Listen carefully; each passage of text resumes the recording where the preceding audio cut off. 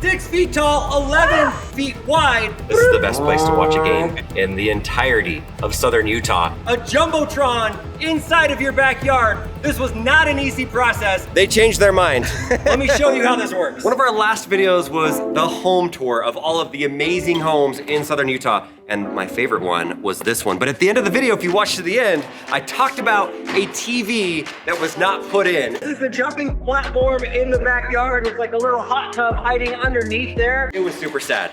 It didn't get in. Well, good news.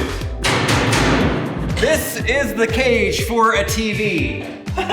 Look at this thing. This is 4,000 pounds. It is so heavy. And on this other side are all of the different drawers and all of the mechanics are inside of here. I'm sure a lot of you guys are gonna be like, what company is this? We would like to buy one of these for our backyard. I'm not even going to mention their name inside of this video. They were that bad of customer service. And honestly, I wonder if this is even going to work. And if it works, it's gonna be amazing.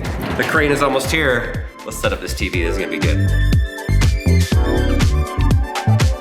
Suddenly, a worker notices a problem. Look, it's all pivoting on the middle, and look at the wheels, they're just breaking off. They're about to break off. This is what happened here. Look at those wheels. They're literally falling off on all of these carts right here. This is the problem. See all these bearings right here? All of these metal bearings have just been coming out. Look at that. That is false advertising right there. Oh look, load capacity 1,000 pounds. We've exceeded that. We have hit a major roadblock. We were ready. We had this crane to lift it onto this trailer. And a couple of days ago, we got approval from the people that live at this home over here to be able to take the trailer and then take this little crane and go over onto their dirt road that adjoins the property. They changed their mind. I don't know how this affects them, but sometimes people just don't want to be good neighbors. And they decided not to be good neighbors today. And last second they messaged and said, absolutely not, you cannot bring the crane here anymore. We've changed our mind. Good luck. So, they just made it a lot more difficult and a lot more expensive. So now we pushed it back into here with my new wheels that I got. We're gonna have to take it from right here, go over the corner of the house, and then put it in place. So it's gotta be able to reach all the way over that, because behind here is a field, and maybe 2 months ago we could have gone inside of the field because the ground was hard, it was winter, but it is wet now and they are doing their crops and we don't want to mess any of that up. So really our only option is this. We wait until winter again and we ask the farmer if we can drive on his land to push the TV over, which I don't love that option because we really want to be able to have a big fancy TV. Or the second option is we order a giant crane, we bring it right here and we see if we can reach it over the house and not drop it onto the house and put it into place. Welcome back, it has been 1 week. We hired the biggest crane in town that we could find. Here is the deal. That crane is extremely heavy and we have to get it up here on the driveway. These are pavers. They're like little stones that are put onto sand. There's a very good chance that these pavers are not going to be able to withstand the weight of that machine. This is the vault behind me, and there's also a chance that we lift this thing up and we get it close and it can't reach. And then we just have to bring it back and land it right here. And I don't know what we're gonna do. We're just gonna have this super expensive vault just chilling here on the side of the house. Also, this crane costs something crazy. I think it's around like $5,000 an hour. They just barely got here, so the clock is ticking. Look at this. They've been out here for like an hour and they are putting the extender on the crane. It is massive. There's my truck over there parked. It is blocking the entire cul-de-sac. Like if that neighbor over there tries to get home right now, it's not happening. Look at, that thing must extend so much. Look at all the black right there. I think that all extends. And then you've got that part on it there. Wow. Now that I see how far it extends, I'm feeling a lot more optimistic about this. Look at the flag. The wind just picked up right as this is getting backed up onto the driveway. Will it leave a mark on the pavers? This truck is like 50,000 pounds, something crazy.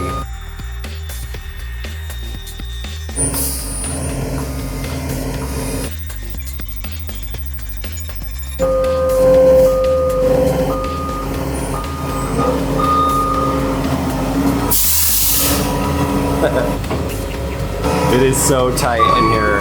Oh, there comes the legs.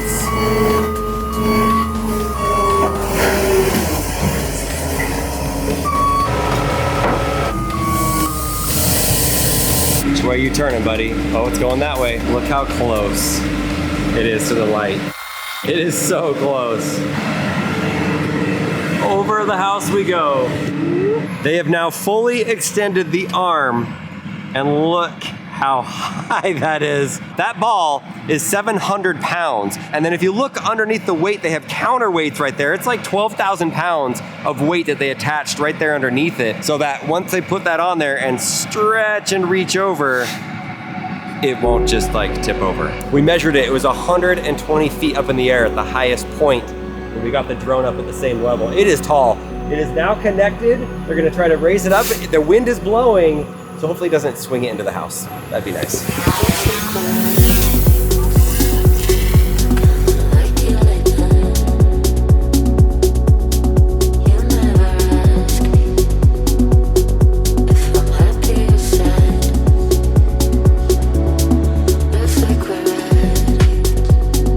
There it is.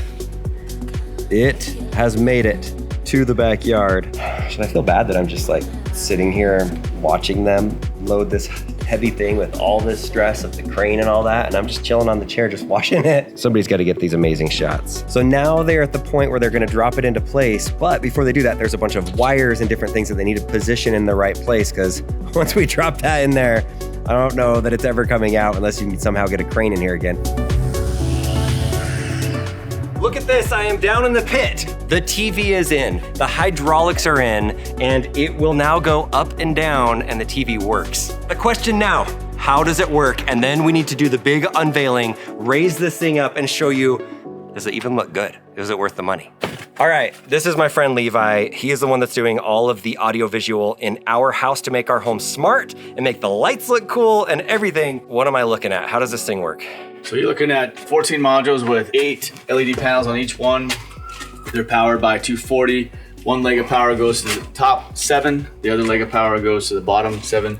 And then they're all fed with data cable through the bottom and another data cable through the top to bring the pictures together. So you basically, each individual panel creates its own little picture, and the computer processor puts it all together so it matches one big screen. How does this thing lift up and how heavy is it? It's got a 2-inch solid steel piston in there that lifts straight up from this hydraulic pump right here. So you've got this full of hydraulic fluid, which is gonna take quite a bit of fluid to fill this piston from here to here. Ooh, all the fluid. Oh my gosh, all the fluid fills up that entire thing out of this one little box over here. Because it says hydraulic oil fill port. Did you put oil in that? Or did No, it came shipped with oil. Look at that thing. I thought that was like an emergency nuclear button, like it stops everything and explodes. I want to show you guys what the bottom looks like with the panels off. So this is the first time that anybody has stood on top of this and raised it. Okay, get it.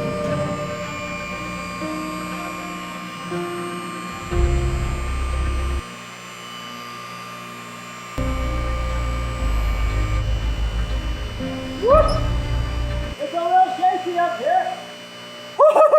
That's like 30 feet to the bottom. Pure concrete. We're almost to the top. It's shaky though. Are we sure this is secure? Oh, this is way taller than I thought it was gonna be. Ah! Ah! That's it. We're up. Why is it so shaky? Look at that. There's my feet dangling from the TV. This is the view. It is really high. It's so high up here. My legs started hurting, like started being scared. My calves, I started getting shaky. Turns out it's called ladder feet. I didn't know this was a thing, but I had ladder feet for the first time in my life, and it was a little terrifying being this high. I mean, look at that. I'm so high. There's my face on the giant TV. Okay, well, we're going down. It's shaky. I'm just gonna hang on like this. Whew. All transparency, I was planning on doing that multiple times. After the first time, and I didn't fall off and die or break my femur, I'm going to sit on this chair right here. Well, it does look like it's 4K.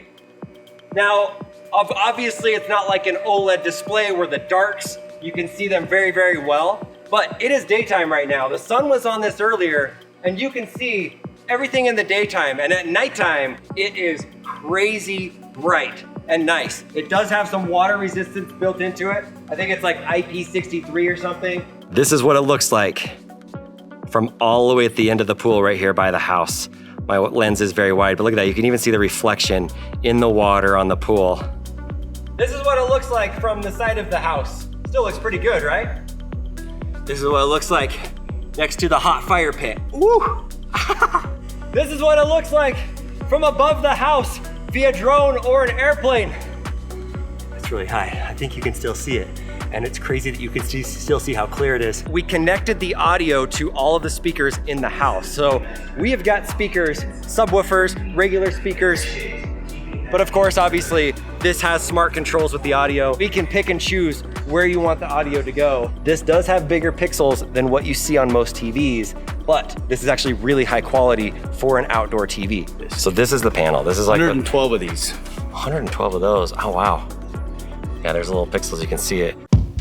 I'm back here at nighttime. I wore white clothes so you can see me better. We have it at 50% right now. Take a look at how bright it is. The thing that surprises me, I thought the shot that would surprise me is the one that goes this way over the house and you can see it, which you're looking at it probably right now. It's really bright. Like, it is pretty cool. You can see it from far away. But the one that really surprises me is this shot that you see from me right now, where there is a temple down the road, not that far away, like a mile away.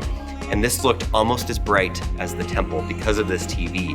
One unintended consequence, certain times of year, little tiny bugs, little guy. There's a little guy. It's so bright. I wonder if it comes with like a zapping thing where it could just zap all the bugs. Bzz, that'd be great. So no, this is not our home. And now I kind of wish that it was, because this TV is the greatest outdoor TV that I have ever seen inside of a home. This is not a business. And the yard already looked good with the landscape, but now I understand why the landscape designer designed it the way that it is, because once this TV came in, everything comes together and it just flows. So we're gonna have football games, basketball games, NBA playoffs. Once college football season comes around, I'm gonna have to rent this place out for my friend Jonathan to watch BYU football games. Jonathan, it was a pain in the butt to get this thing here. I didn't know if we'd actually get it at some point. What do you think? Now that it's here, do you like it? I absolutely love it. It's a lot more bright than I thought it would be, and it's a lot clearer than I thought it would be. Yeah. It was kind of a pain getting it here, but it was worth the wait. So what do you think this would have been like if it was in the home show? Think people would have liked it? I think it would have been a showstopper, to be honest. Yeah. So you guys just get to see it first. No home show, just internet home show on what's inside. So we'll go on to Jonathan's Instagram and Christensen Homes Instagram and post some videos, make some vertical stuff on here to show this thing going up and down. I think people are gonna be really surprised. And I wouldn't be surprised, I'm calling it now, that with next year in the home show, some builder is watching this video right now that's in Southern Utah and is like, man, I gotta be cool like Jonathan. I gotta make something cool. I'm gonna put this TV in my yard. So yeah, go for it, builder. Good luck. I think everybody wants to be cool like Jonathan. Trend setter. He's like, don't say that.